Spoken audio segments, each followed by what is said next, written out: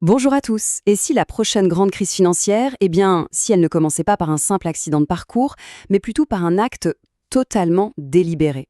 C'est l'idée qu'on va explorer aujourd'hui. On va décortiquer un scénario en chaîne. Comment de simples tarifs douaniers pourraient en fait déclencher une véritable panique, mettre en lumière une crise de la dette qui couve et au final forcer une impression monétaire comme on n'en a jamais vu. Allez, c'est parti, on se penche sur cette théorie qui donne à réfléchir. Alors, au cœur de toute cette réflexion, il y a une phrase qui claque de l'investisseur Lorenz Lepard. Et il faut bien la comprendre. Là, on ne parle pas d'une petite correction de marché, vous savez, d'un ajustement. Non, non. Ce qui est sur la table ici, c'est carrément la fin potentielle de tout notre système monétaire. C'est une perspective radicale, c'est vrai, mais c'est vraiment la clé pour saisir la logique de tout ce qui va suivre. Bon, par où ça commence, toute cette histoire? Quel serait, en quelque sorte, le premier domino qui tombe? Eh bien, selon cette théorie, tout partirait d'un acte politique. Un acte volontairement perturbateur, l'arrivée soudaine de tarifs douaniers. Et attention, il ne faut surtout pas voir ça comme une simple petite mesure économique. L'image utilisée dans l'analyse est beaucoup plus forte. C'est comme une grenade lancée en pleine fête. Vous voyez l'idée? Un choc, mais un choc calculé. Le but, ce serait de venir secouer un ordre financier considéré comme défaillant, qui profiterait surtout à une élite. L'objectif final, c'est simple, provoquer une réaction en chaîne. Et la réaction, évidemment, elle ne s'est pas fait attendre. Voyons un peu comment cette décision a immédiatement tout fait trembler sur les marchés financiers. Clairement, personne ne s'attendait à un choc pareil. L'ampleur du choc a été sismique. Il n'y a pas d'autre mot. Tenez-vous bien, en seulement 2 jours, le marché boursier a dévissé de 11%. L'analyse parle carrément d'une crise cardiaque. Une panique totale, soudaine, violente, qui a pris absolument tout le monde de court, même les experts les plus aguerris. Ok, mais alors la vraie question, c'est qui a vraiment payé les pots cassés dans cette histoire? Et là, l'analyse avance une idée assez surprenante, un peu à contre-courant. L'idée, c'est que ce n'était pas le citoyen lambda. Pourquoi? Parce qu'avec 94% des actions détenues par les 10% les plus riches, le coût a été porté directement à Wall Street, à l'élite financière. Pour la grande majorité des gens qui n'ont quasiment pas d'actions, l'impact au début, il était quasi nul.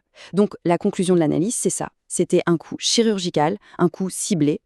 Maintenant, on va aller un peu plus loin. La réaction du marché, c'était le symptôme. Imaginez la fièvre. Mais quelle est la maladie, la vraie cause sous-jacente? C'est ce que l'analyse cherche à identifier. Parce que les tarifs, au fond, n'étaient que le déclencheur, le révélateur d'un problème bien, bien plus profond. Et ce problème, le voici. Une crise de la dette souveraine. Alors, qu'est-ce que ça veut dire en clair? C'est tout simplement le moment où les gens qui prêtent de l'argent aux États, ils commencent à douter. Ils se demandent si l'État va vraiment pouvoir les rembourser. Et cette perte de confiance, c'est terrible. Ça peut faire s'effondrer la valeur de la monnaie, des obligations, et créer une instabilité dans tout le système. Et c'est là qu'on entre dans un mécanisme absolument redoutable, ce que l'on appelle la boucle infernale fiscale. Le principe, il est assez simple, mais il fait froid dans le dos. Suivez bien. L'État dépense plus qu'il ne gagne, donc il s'endette. Pour qu'on lui prête, il doit offrir des taux d'intérêt plus élevés. Du coup, les remboursements de la dette coûtent de plus en plus cher, ce qui l'oblige à emprunter encore plus. C'est un vrai cercle vicieux, une spirale qui ne s'arrête plus. Alors, la question à 1 million.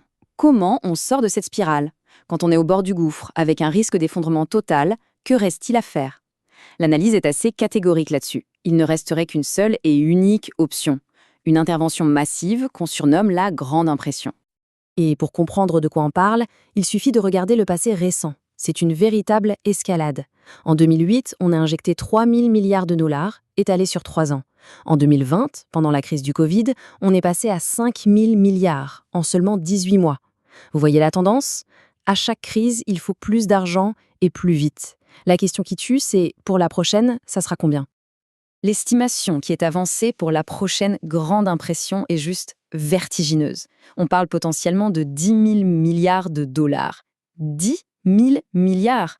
Et le pire, c'est que ce ne serait pas injecté sur des années, mais peut-être en quelques semaines seulement. C'est un montant qui change complètement les règles du jeu, qui redéfinit tout ce qu'on croyait savoir sur l'intervention monétaire. Là, on peut se demander, mais pourquoi est-ce qu'il n'aurait pas le choix? Pourquoi imprimer autant? La réponse, elle tient dans cette métaphore qui est très forte. Le système financier est tellement interconnecté, tellement fragile, qu'une seule grosse faillite pourrait tout faire s'écrouler comme un château de cartes. Les grandes banques le savent, elles sont trop grosses pour faire faillite. Elles peuvent donc forcer la main des autorités pour être sauvées. Et pour éviter le chaos total, la seule option qui reste sur la table, c'est d'infimer. Forcément, une création monétaire aussi gigantesque, ça a une conséquence directe. Logique, la monnaie existante perd de sa valeur. C'est mathématique. Et quand l'argent perd de sa valeur, que font les gens? Ils cherchent un refuge, ils cherchent des alternatives, et c'est ce qui nous amène à cette notion de monnaie saine. La différence entre les deux, elle est vraiment fondamentale.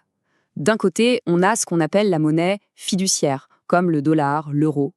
Son offre est potentiellement illimitée. Une banque centrale peut décider d'en créer autant qu'elle veut. Tout repose sur la confiance qu'on a en l'État. De l'autre côté, on a la monnaie saine, comme l'or ou le bitcoin. Là, l'offre est finie, limitée soit par la nature, soit par un code informatique. Le système est décentralisé, sans chef, et la confiance, elle n'est pas basée sur une promesse, mais sur des propriétés physiques ou mathématiques immuables. Mais alors concrètement, pourquoi est-ce qu'on se mettrait à chercher une alternative? Qu'est-ce qui motive ce mouvement? Eh bien d'abord, c'est tout simple, c'est pour se protéger contre une monnaie qui perd de sa valeur jour après jour. C'est aussi une façon de vouloir s'échapper d'un système qui est entièrement construit sur la dette. C'est la recherche d'une réserve de valeur qui soit prévisible, qui ne dépende pas des décisions de quelques personnes. Et au fond, de manière plus profonde, tout ça, c'est la conséquence d'une chose, la confiance dans les institutions qui s'effrite. Et tout ça, ça nous amène à la question finale, celle qui englobe tout le reste. Si ce système, notre système actuel, est vraiment à bout de souffle, comme cette analyse le suggère, alors ce qu'on est en train de vivre, ce n'est pas juste une crise de plus. C'est peut-être beaucoup plus que ça. C'est peut-être la transition, lente et chaotique, vers un système monétaire complètement nouveau.